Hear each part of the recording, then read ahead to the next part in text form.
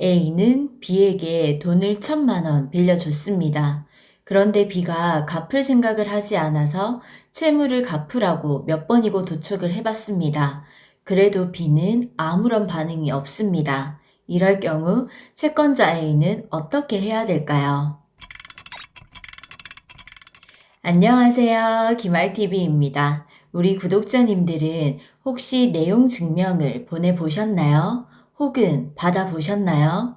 이번 시간에는 내용 증명 보내는 법, 작성 방법, 효력에 대해서 알아보겠습니다. 영상 마지막에는 내용 증명에 사용되는 효과적인 문구와 서류 하나를 처음부터 끝까지 같이 작성해 보도록 하겠습니다. 내용 증명이란 개인 상호 간의 채권이나 채무의 이행 등을 문서로 남기고 싶을 때, 문서로 내용의 증거로 남기고 싶을 때 우편물로 이용하는 제도입니다. 주로 채무자에게 채무의 이행을 알리기 위해서 사용하는데요. 관련 내용을 기록해서 상대방에게 발송했다는 사실을 국가기관인 우체국에서 공적으로 증명하는 우편 제도입니다. 그런데 이때 우체국에서 발송 사실만 증명해 줄 뿐 이 사실만으로는 법적 효력이 발생되는 것은 아닙니다. 그래서 내용 증명 우편물은요, 등기 우편으로 취급해서 배달 기록을 남기게 되고 언제 배달하였다는 것을 증명해 주는 배달 증명 우편물로 발송하면 완전해집니다. 보내는 목적은요, 증거를 보존하는 기능과 상대방에게 어떠한 사실을 정확하게 알려주는 데 있습니다. 우리가 예를 든 것처럼 증거 보존 목적이 있겠죠. A가 B에게 돈 1,000만 원을 빌려줬다는 사실과 언제까지 갚으라는 내용을 기록해서 보내게 됩니다. 돈 받을 권리가 있는 권리가 있는 채권자가 돈을 갚아야 하는 의무가 있는 채무자에게 돈을 갚으라는 독촉이 있었다는 것을 증명해주는 기능이 있습니다. 그리고 또 두 번째, 어떤 사실을 정확하게 알려주는 목적도 있습니다. 채무자에게 계약 해제 등을 정확하게 알려주는 기능입니다. 자, 그러면 주로 어떤 경우에 사용하게 될까요? 법률행위 중에서 상대방에게 일정한 내용을 통보해야 될 때 사용합니다. 즉, 부동산 계약 해지 통보를 하는 경우가 있겠죠. 그리고 두 번째, 개인 간의 채권 채무와 관련된 사항이나 소송을 제기하기 전에 의무 이행 촉구 등 증거 확보 수단으로 삼고자 할 때 사용합니다. 즉, 돈을 빌려줬는데 안 갚은 경우가 있겠죠. 그리고 세 번째, 그 외에도 손해배상 청구와 관련된 사항도 있습니다. 각종 채무이행, 지급 청구, 임대보증금 반환 청구, 건물, 토지, 상가 등의 명도, 계약과 관련된 계약 해제 해지, 이행의 최고, 중도금, 잔금, 이행 촉구, 상가 임대차 관련 금원 반환 및 지급 청구, 각종 수수료 분쟁 등 이처럼 필요한 사례가 많습니다. 그럼 세 번째, 내용 증명 효력은요. 내용 증명은 문서를 보내거나 받은 것만으로는 직접적인 법적 효력이 생기는 것은 아닙니다. 법적 구속력이 인정이 안 돼요. 하지만 보낸 사람이 주장하거나 통보한 내용에 대하여 상대방이 반론을 주장하지 않는다면, 상대방이 아무 반응이 없다면 차후 소송에서 유리한 자료로 활용될 수 있습니다. 그래서 소송 진행하기 전 단계에서 주로 많이 사용되고 있고요. 증명력을 가진 문서로서 증거로 채택됩니다.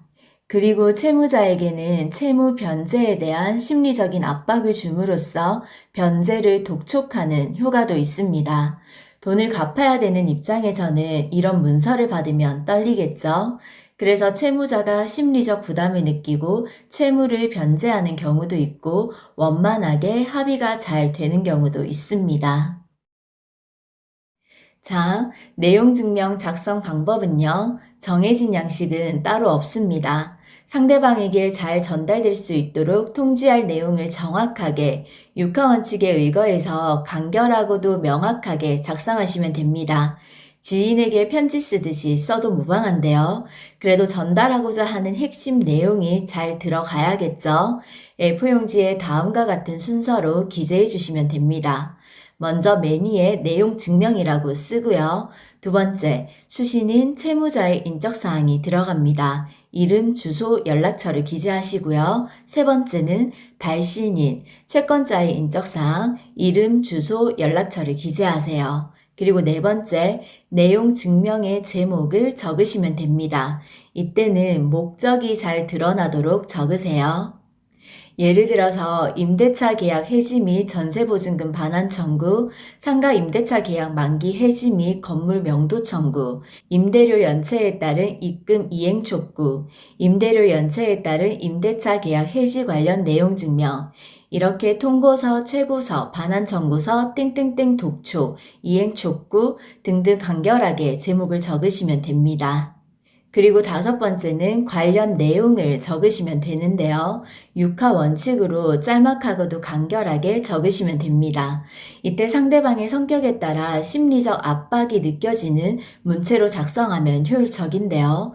그렇다고 해서 사실과 무관한 내용을 장황하게 언급하거나 감정적으로 절제되지 않은 언어는 삼가하시는 것이 좋습니다. 예를 들어 채무자가 채무를 갚기를 원한다면 채무자 B는 채권자 A가 빌려준 돈 1,000만 원을 23년 5월 30일까지 갚으시고 이자도 법정 이자율을 감안하여 같이 갚으시기 바랍니다. 이렇게요.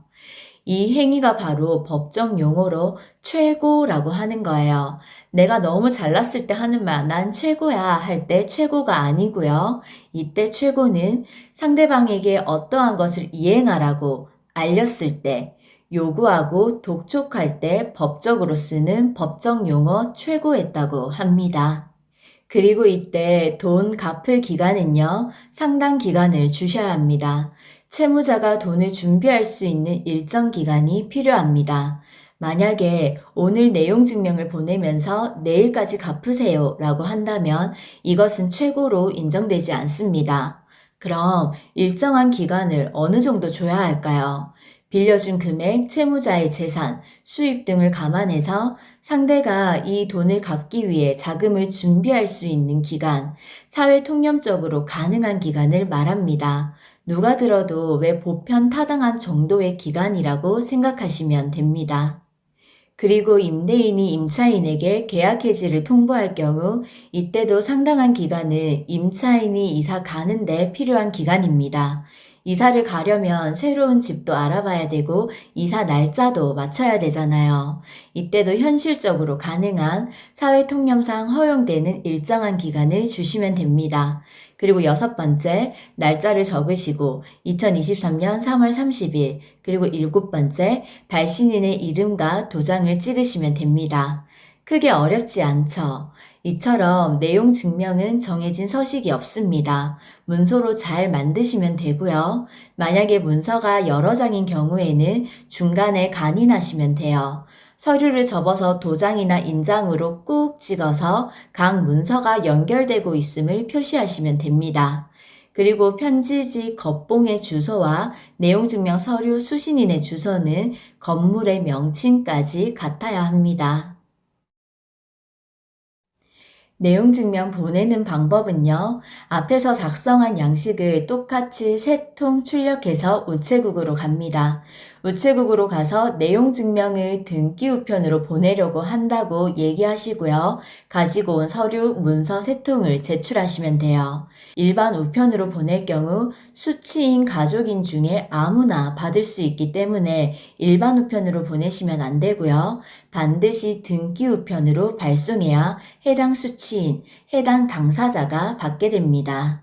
그러면 우체국에서 문서 3통 전부에 문서 하단에 내용 증명 우편으로 제출하였다는 것을 증명한다는 도장을 꼭 찍어줍니다. 날짜와 어느 우체국에서 보냈는지 알 수 있습니다. 그러면 한 분은 본인에게 주고 한 분은 수신인에게 발송하고 한 분은 우체국에서 자체 보관합니다. 만약 본인이 보관하던 내용 증명을 분실했다면 우체국에서 기한 내 등본 교부를 청구해서 다시 발급받을 수 있습니다. 우체국은 해당 문서를 3년간 보관하도록 되어 있습니다. 자, 내용증명 발송 후인데요. 내용증명 작성 후에 수취인에게 보냈는데 아무런 소식이 없는 경우 이때 발신인은 법원의 소송 절차를 진행할 수 있습니다. 결론적으로 내용증명의 발송은요, 몇몇 법률적인 효과를 제외하고는 이 자체로는 강제력이 있는 효력은 없습니다. 그래서 수취인이 아무런 요구에도 응하지 않으면 결국 강제력을 가진 민사나 형사상의 소송으로 후속 절차를 밟아야 합니다. 소송으로 들어가면 많은 시간과 돈이 필요하기 때문에 되도록 서로 협의하에 원만하게 잘 해결하시는 것이 좋습니다. 그러면 마지막으로 내용 증명에 사용하면 좋은 효과적인 문구와 서류를 처음부터 끝까지 같이 작성해 보겠습니다. 먼저 효과적인 문구는요. 본인은 법적으로 문제를 해결하기보다는 당사자와 해결을 우선시한다. 두 번째, 향후 별도의 통지 없이 법적인 절차를 취할 목적으로 내용 증명을 발송하오니 이 점 양지해 주시기 바랍니다. 세 번째, 본인이 할 수 있는 모든 방법을 동원하여 형사상의 고소, 고발은 물론 민사상 소송을 제기할 것을 최후 통보합니다. 네 번째, 만일 땡땡땡이 이루어지지 않으면 그에 따라 발생하는 모든 민사, 형사상의 문제는 전적으로 수신인에게 있음을 알려드립니다.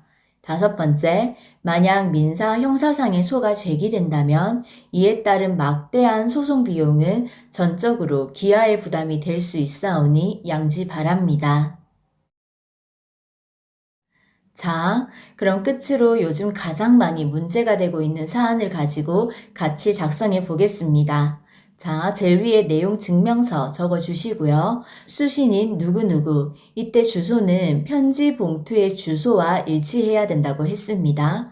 두 번째, 발신인 누구, 주소 적어 주시고요. 그리고 세 번째, 제목입니다. 임대차 계약 해지 및 전세보증금 반환 청구. 우리는 이 문제를 가지고 작성해 보겠습니다. 그리고 계약 부동산의 표시. 자, 계약된 부동산의 소재지가 어딘지, 몇 동 몇 호까지 잘 적어 주시고요. 계약서상의 면적이 몇 제곱미터인지도 적어 주시면 좋습니다. 계약의 내용도 적어 주세요. 계약 기간이 땡년 땡월 땡일에서부터 언제까지 몇 개월이었고, 계약일은 언제였고, 보증금은 얼마였다. 이렇게 작성해 주시면 됩니다. 자, 그리고 이제 관련 내용인데요. 1. 귀하의 무궁한 발전을 기원합니다. 2. 상기 부동산에 대하여 임대인 누구와 임차인 누구가 몇 년 몇 월 며칠부터 몇 년 몇 월 며칠까지 전세 임대차 계약을 체결했습니다. 3. 본인은 최근 임대차 계약 만기가 도래해서 몇 년 몇 월 며칠 오후 몇 시에 보증금 반환 문제로 임대인에게 전화를 했고 귀하가 몇 년 몇 월 며칠까지 임대차 보증금을 돌려주겠다고 약속을 했습니다. 있었던 사실을 적으시면 돼요. 이에 만기가 도래하여 계약을 더 이상 갱신하지 않고 종료하기 위해 이 통지를 합니다. 네 번째, 따라서 계약이 종료되는 땡년 땡월 땡일까지 전세 임대차 보증금 얼마를 반환해 주시기 바랍니다. 다섯 번째, 본인은 상기 3번은 임대인과의 통화에서 보증금을 반환해 주겠다라는 귀하의 말을 그대로 믿고 이사 갈 곳을 미리 정하고 현재 임대차 계약을 체결한 상태입니다. 그래서 6번 민법 제393조 손해배상의 범위 특별한 사정으로 인한 손해는 채무자가 그 사정을 알았거나 알 수 있었을 때 그 배상 책임이 있다. 특별손해배상 만기가 되는 시점까지 임대차 보증금을 반환하기를 다시 한 번 더 정중히 부탁드리며 만일 미해결 시 위의 민법 문구대로 특별손해에 대한 손해배상, 손해보험 위약금, 지연이자, 기타 등등을 청구할 것입니다. 그리고 7번 본인의 다급한 마음에서 다시 한번 확인을 하고자 본 내용 증명을 발송합니다. 서로 간의 의사표현을 서류상으로 하는 것이 현명할 것으로 판단되어 보내는 것이오니 너그러운 마음으로 이해하시기 바랍니다. 그리고 이 작성한 날짜 땡년 땡월 땡일 발신인 누구 이렇게 작성하시면 됩니다. 많은 분들께 꼭 도움이 되었으면 좋겠습니다. 모두 원만하게 잘 해결되시기를 기도하겠습니다. 감사합니다.